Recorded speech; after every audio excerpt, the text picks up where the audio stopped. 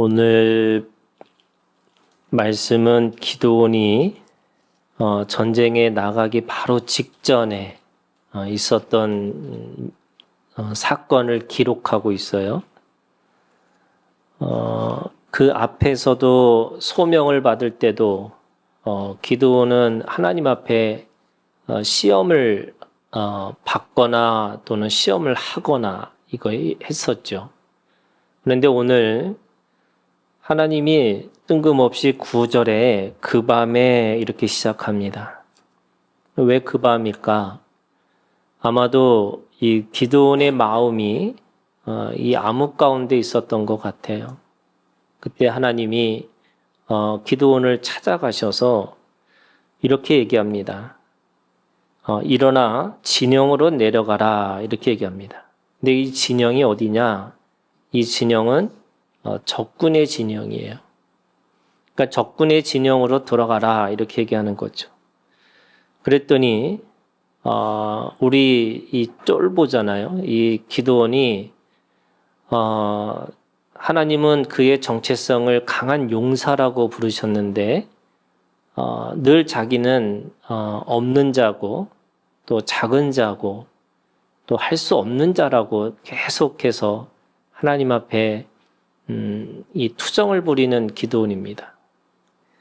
10절에 이렇게 얘기합니다. 만일 네가 내려가기를 두려워하거든 이렇게 얘기해요. 그러니까 두렵습니다. 그곳에 가서 혹시 잡히지 않을까. 오늘 말씀에 보면은 그들의 수가 어떻게 있냐면 12절에 이렇게 돼 있어요. 미디안과 아멜렉과 동방의 모든 사람들이 골짜기에 누웠는데 메뚜기의 많은 수와 같고 그들의 낙타의 수가 많아 해변에 모래가 많은 것 같은지라. 얼마나 많으냐면 메뚜기 수라고 그래요. 또 낙타의 수가 얼마나 많으냐면 모래와 같다 이렇게 얘기하는 거죠. 근데 그곳에 내려가라는 거예요.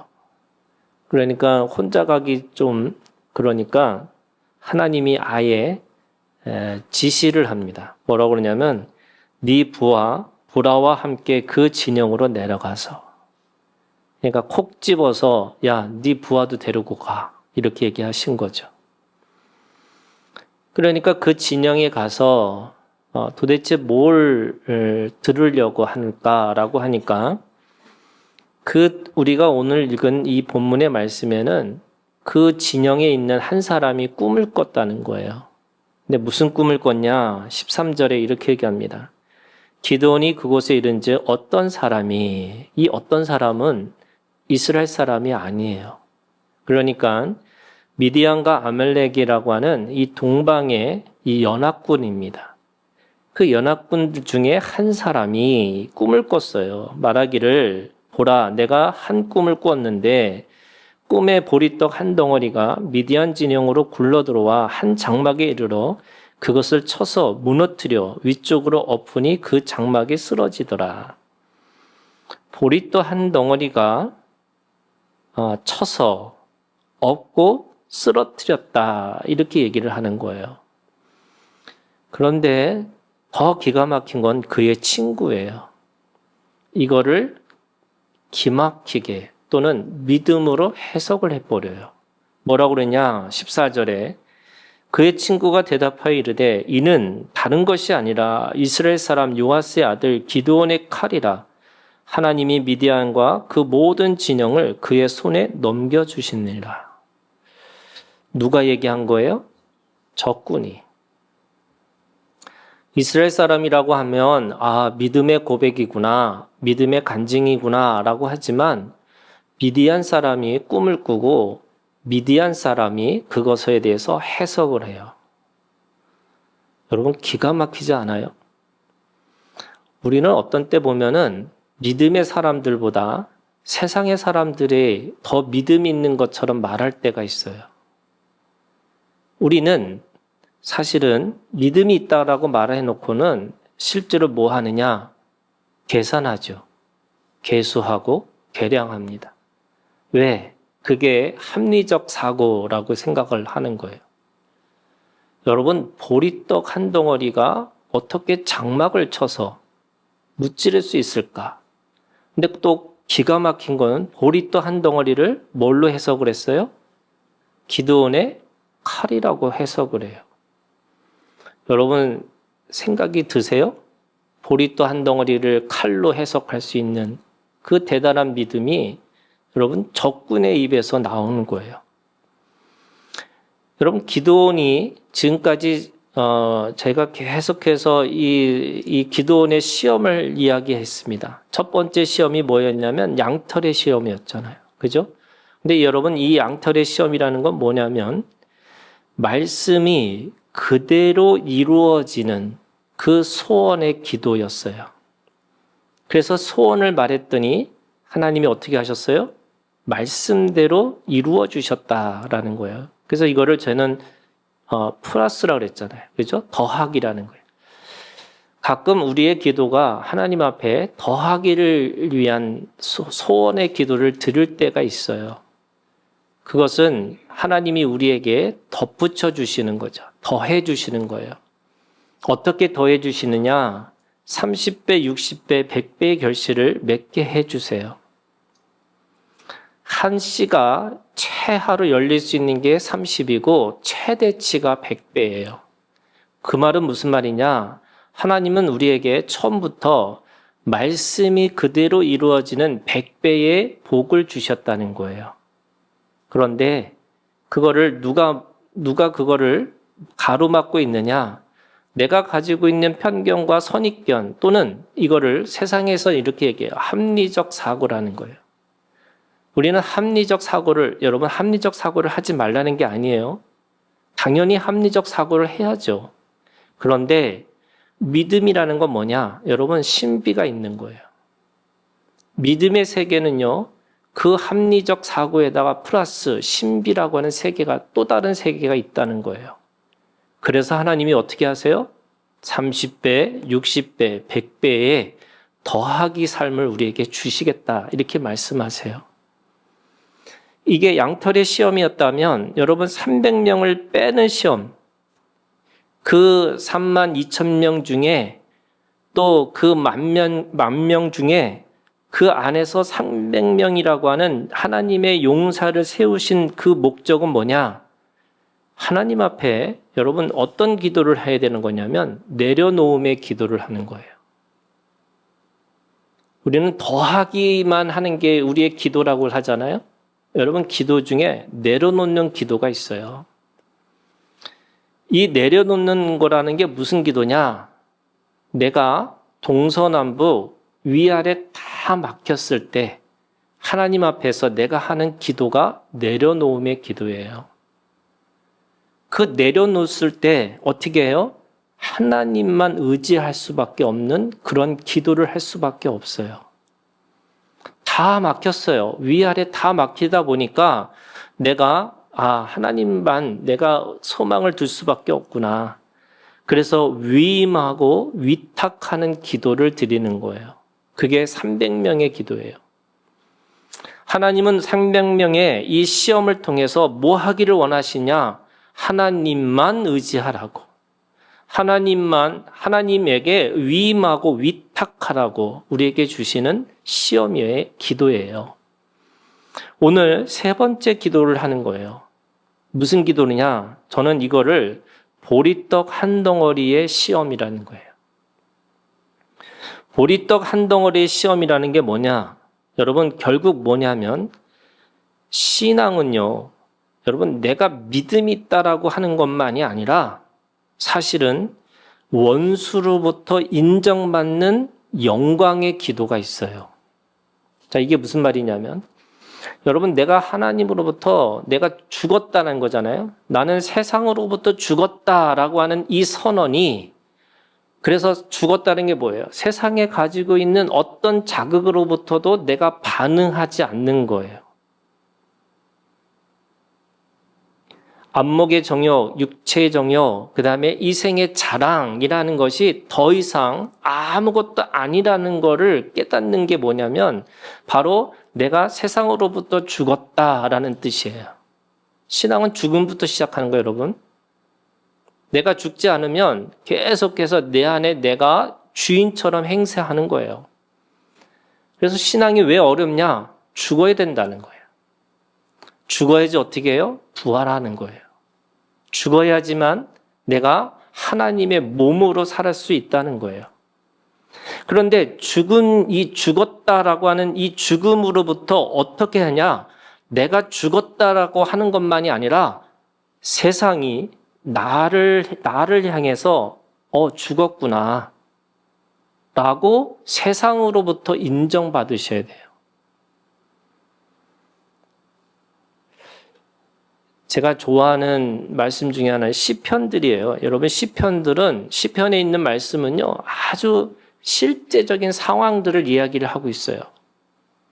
어떻게 하냐? 제가 좋아하는 원수의 아구창을 해서 이빨이 다 빠지도록 해 주시옵소서. 제 말이 아니고요. 예, 시편에 있는 말씀이에요. 아니, 어떻게 믿는 사람이, 사랑의 사람이 어떻게 이렇게 기도할 수 있을까? 시편의 말씀들을 보면요, 아주 실제적으로 얘기합니다. 원수를 아주 하나님 박살내게 해주시옵소서. 그런데 이 시인이 어느 순간에 그렇게 이야기를 하다 보니까 자기에게 하나님 앞에 이 모든 것들을 다 이야기하다 보니까 어느 순간에 내가 복 있는 사람이구나 라고 하는 것 때문에 다 원수들이 이해되고 설명되어지는 건데, 그럼 원수들은 어떻게 심판받냐? 자기가 판 함정에 자기 스스로 빠진다는 거예요. 여러분, 사람들이 머리를 쓰잖아요. 꾀를 써요, 꾀. 말씀이 아니라 꾀를 써요. 자꾸 꾀를 쓰다 보면 지금 당장에는 성공한 것처럼 보이지만, 당장에는 그것이 해결된 것처럼 보이지만, 마지막 결국에는 자기 스스로 판 함정에 빠져서 내가 심판받았구나 라고 하는 것을 알게 되는 거고, 그래서 우리는 어떻게 해요? 우리는 기도는 이렇게 얘기하는 거죠, 여러분. 제발 빨리 빠져라. 어디에요? 함정에, 원수가. 이런 기도를 안 해보셨구나. 예.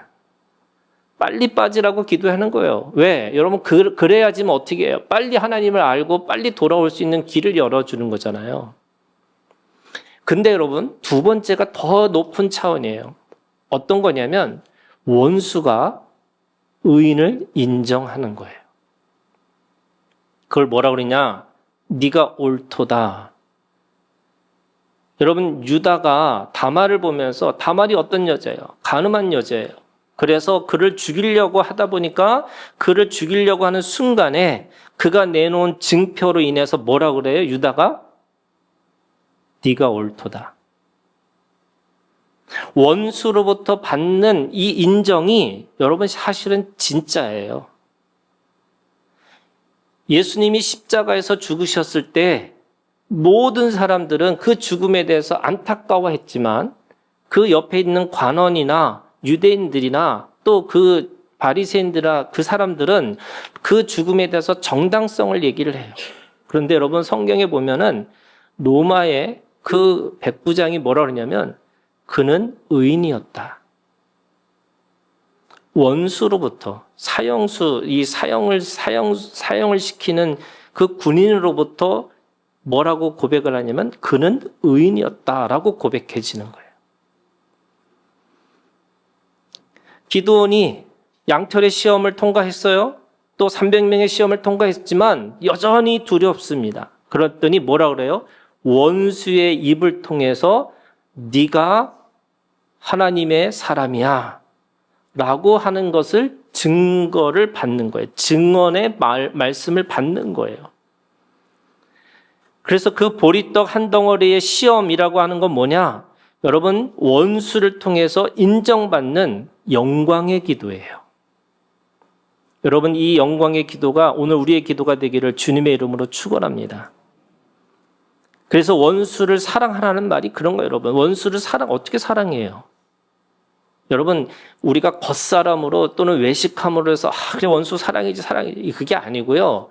여러분, 우리가 하나님 앞에 하는 것은 뭐냐면 하나님의 일을 감당하기 위해서 결국 하나님이 하셔야 되는 거고, 또 그 하나님이 하시는 것에 대해서 우리가 결국 그 길을 쫓아가야 되는데 어떻게 쫓아가느냐? 이렇게 얘기합니다. 잠언 16장 7절에 사람의 행위가 여호와를 기쁘시게 하면 그 사람의 원수라도 그와 더불어 화목하게 하시니라. 우리는 원수 보라는 게 아니에요. 누굴 보라고요? 하나님 보라고요. 하나님을 기쁘시게 하면 결국에는 누가 인정해요? 원수가 인정해요. 제가 자꾸 원수 얘기하니까 원수 저만 있는 거 아니죠, 여러분?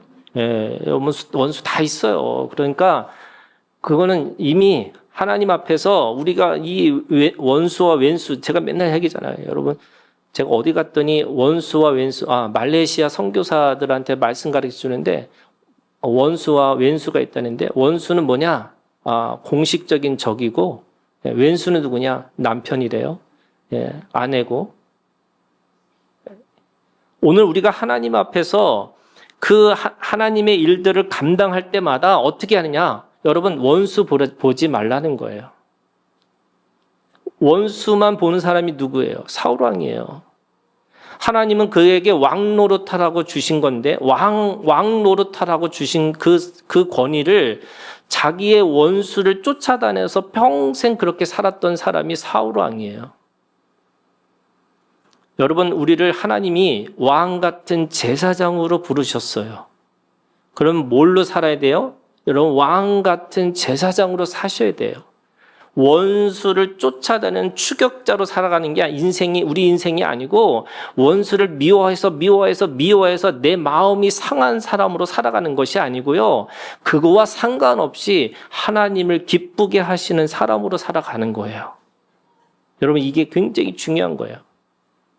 그래야지 어떻게 해요? 오늘 그 두려움 가운데서 벗어날 수 있다는 거예요. 여전히 기드온은 사람의 수가 보여요. 여전히 그에게는 이 낙타의 수가 보여요. 그래서 합리적 사고, 내가 생각하는 그 이성으로는 도저히 이길 수가 없는 싸움을 하고 있는 거예요. 여러분, 어떻게 300명이 그들을 쳐서 이길 수가 있을까? 그랬더니 뭐라 그래요? 원수가 이겼다고 얘기하는 거예요. 이겼다고. 꿈으로 해석해 주는 거예요.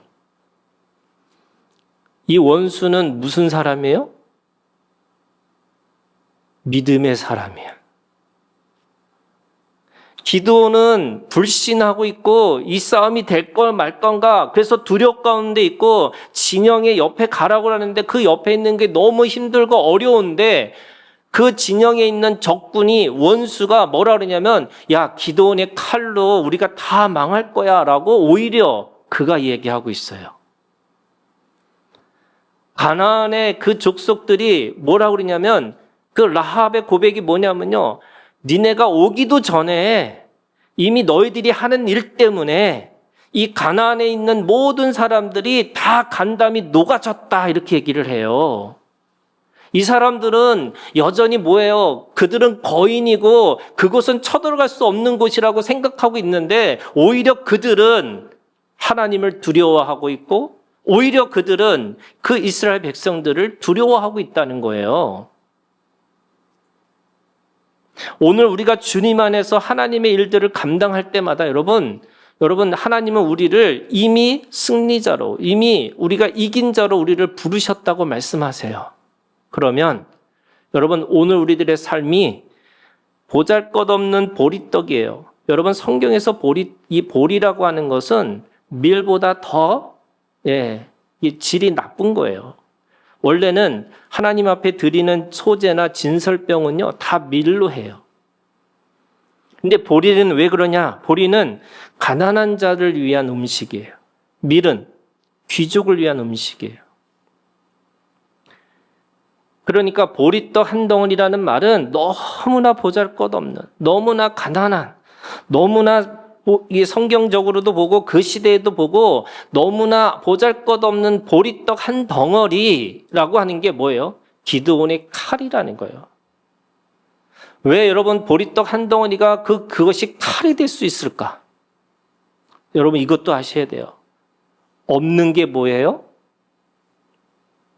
능력이에요. 이걸 또 무슨 말인지 모르시는구나.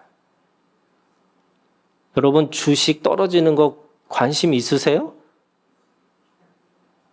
없잖아, 우리.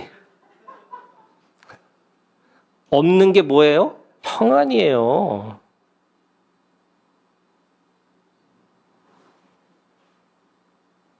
하나님은 우리에게 말씀하세요. 네가 없다고? 하나님만 의지하니까 네가 진짜 있는 자라고. 보리떡 한 덩어리가 왜 칼이 될 수 있느냐? 누구밖에 의지할 게 없어요? 하나님밖에 의지할 게 없는 거예요, 여러분. 아니, 지식이 있는 사람은 또 뭔가 내가 가지고 있는 사람들은 뭐 해요? 난 그거 믿고 살 수 있다고 생각하는 거예요. 근데 그것밖에 안 돼요. 그들의 수치는 1에서 100이라고 한다면 겨우 가지고 있는 하나, 둘, 셋밖에 안 돼요. 그런데 우리는 아무것도 없기 때문에 100% 하나님 앞에 의지하고 하나님의 능력에 기댈 수 있다는 거예요. 그래서 보리떡 한 덩어리가 뭐가 돼요? 칼이 될 수 있는 거예요. 여러분, 능력이 될 수 있어요. 그런데 제일 불쌍한 건 뭐예요, 여러분? 없는데 자꾸 없다고 다시 자기 스스로 계속 없다고만 얘기해요. 하나님은, 야, 내가 있어. 우리한테 누가 있어요? 하나님 계시잖아요. 하나님도 없으면 어떡해. 우린 다 없어도요, 하나님만 계시면 돼. 그래서 여러분, 오늘 우리에게 하나님 앞에 이 보리떡 한 덩어리라고 하는 이 보리떡 한 덩어리가 오늘 우리에게 주시는 하나님의 없음이 네가 그걸 세상에 이길 수 있는 칼이 될 수 있다고 말씀하세요. 오늘 우리가 읽은 요한복음 6장 1절부터 15절에 있는 말씀에 보면 오병이어의 사건이에요. 이게 얼마나 유명한 사건이냐면 사복음서에 다 나온 말씀이에요. 그런데 오늘 요한복음을 왜 선택했냐?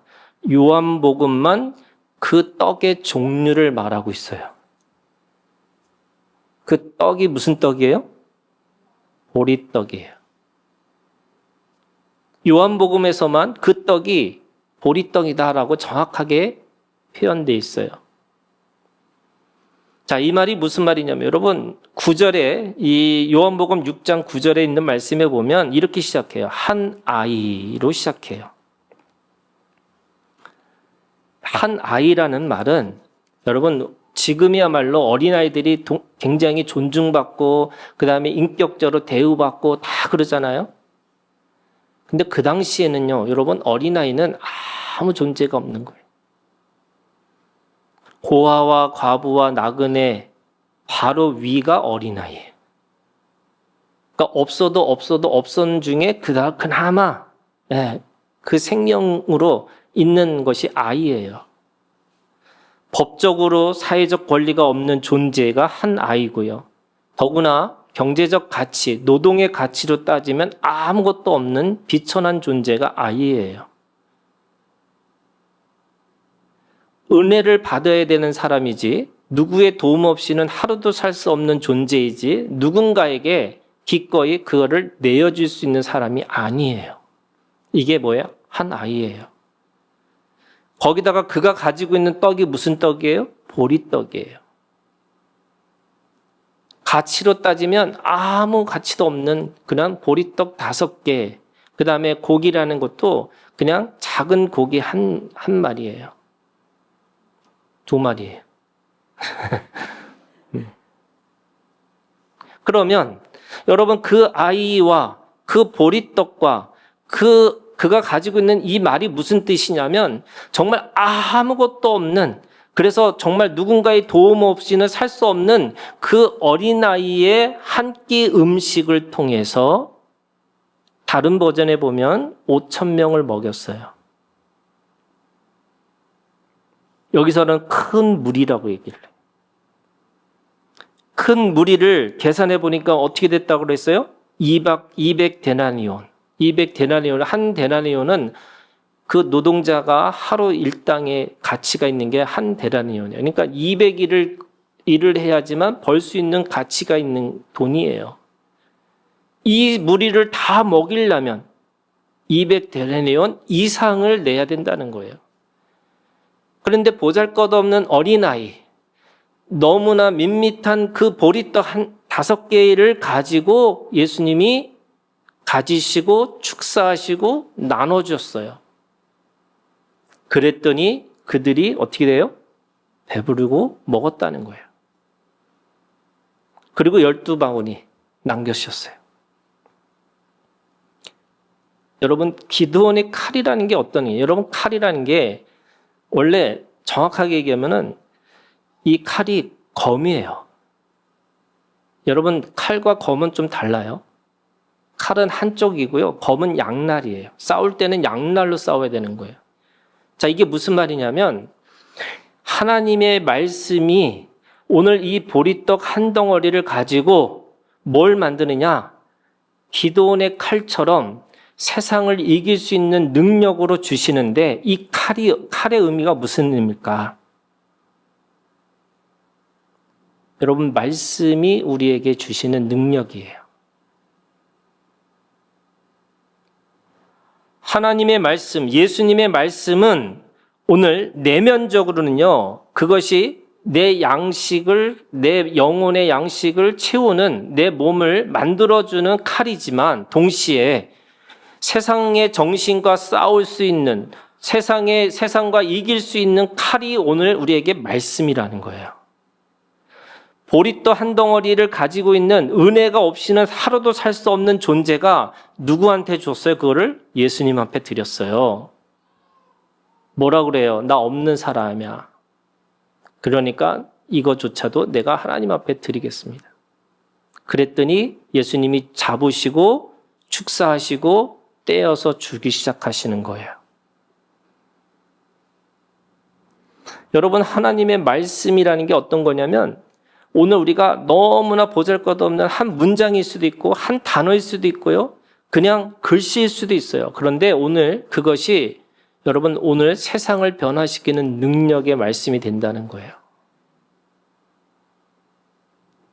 기독교 2000년의 역사 속에서 여러분 모든 이 믿음의 사람들은요. 결국 한 말씀 가지고 살아낸 거예요. 여러분 한 말씀 있으세요? 보잘것없는 것 같은 보리떡 한 덩어리 같은 여러분 말씀이 있으세요? 그거 잡고 계셔야 돼요. 그거 잡아야지 어떻게 해요? 살아나는 거예요.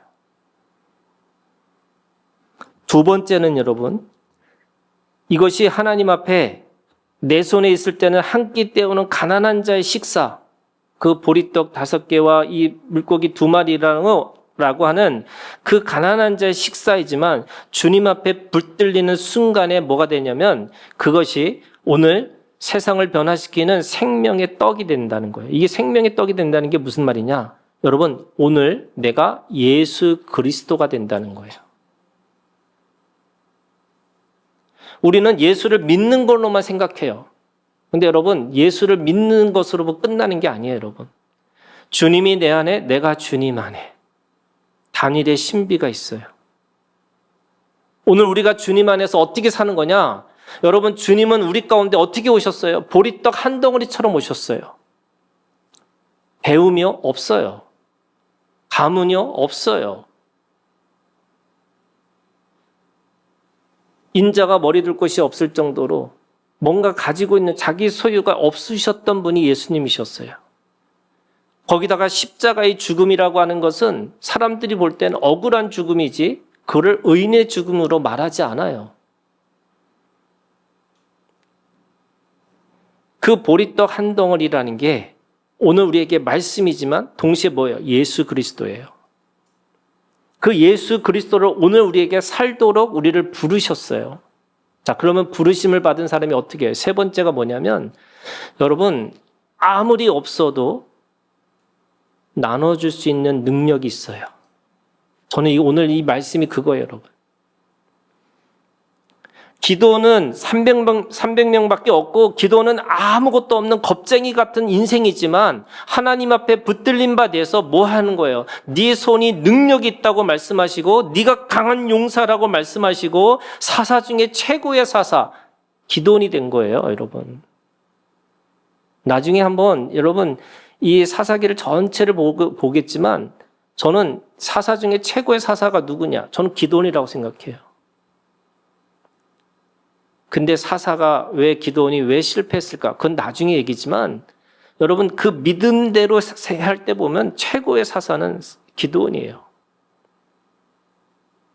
그 기도원에게 뭐가 있느냐면 여러분 하나님 앞에 나눠줄 수 있는 능력자라고 말씀하시는 거예요. 그래서 여러분 없어도 어떻게 해요? 나누는 사람이 되기를 주님의 이름으로 축원합니다. 콩 한 쪽도요. 어떻게 하라고요? 나눠 먹는 거예요. 제일 맛있는 음식이요. 여러분 누가 사준 음식이야. 그죠? 예, 누가 사줬어. 너무 맛있어.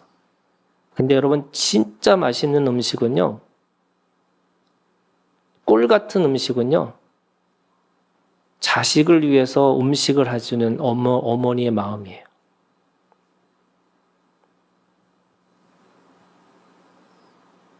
저희 아내가 싫어하는 얘기지만 이쪽을 보고 얘기할게요. 자식이 12시까지 끝날 때까지 기다렸다가 아르바이트를 하니까 끝날 때까지 하다가 뭘 먹고 싶냐라고 얘기하고 그냥 오늘은 안 먹겠다 그러면 그러면 나 가서 자야겠다. 자요. 그런데 뭐 먹고 싶다 그러면 그걸 벌떡 일어나서 다 해줘요. 남편을 위해서는 알아서 먹으라. 먹어도 문제고 안 먹어도 문제.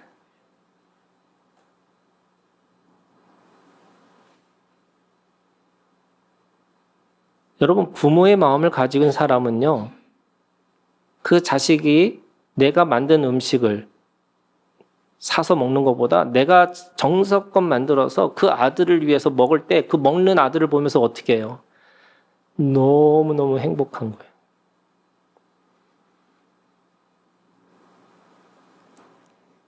저는 이 보리떡 한 덩어리라는 게 뭐냐면 예수님이 그 수많은 무리를 보시면서 그 5,000명을 보시면서 어떤 마음이냐? 연민의 마음이 있으셨어요. 무슨 마음이요? 부모의 마음이 있었어요. 그래서 사람들은 계산하고 있는데 주님은 그 국률의 마음을 가지고 그들에게 나눠주는 자로 살겠다고 하신 거예요.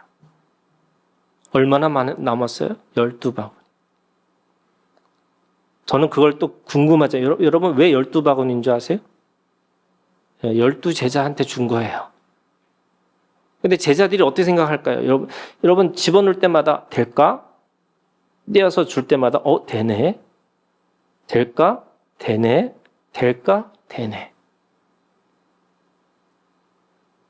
그러면서 그 제자들도 어떻게 변해요? 주는 자가 되는 겁니다. 여러분 서로를 향해서 부모의 마음이 있으셨으면 좋겠어요. 그래서 저 인간한테 어떻게 내가 뜯어먹을까 이거 고민하지 마시고 내가 저 인간한테 얼마나 희생하고 헌신할 수 있을까. 그래서 여러분 아비의 마음이 있으셔야 돼요. 서로를 향해서 아비의 마음이 있으셔야 돼요. 그래야지 어떻게 해요? 보리떡 한 덩어리가 보리떡 5개가 그 수많은 군사들을 무찌르는 능력의 칼이 되는 거고 그 5,000명을 먹이고도 12바구니가 남을 수 있는 대단한 사랑의 역사가 일어나는 거죠. 오늘 우리가 나누고 베풀고 섬길 수 있는 우리의 보리떡 한 덩어리 그 삶으로 오늘 우리가 살기를 주님의 이름으로 축원합니다. 기도하겠습니다.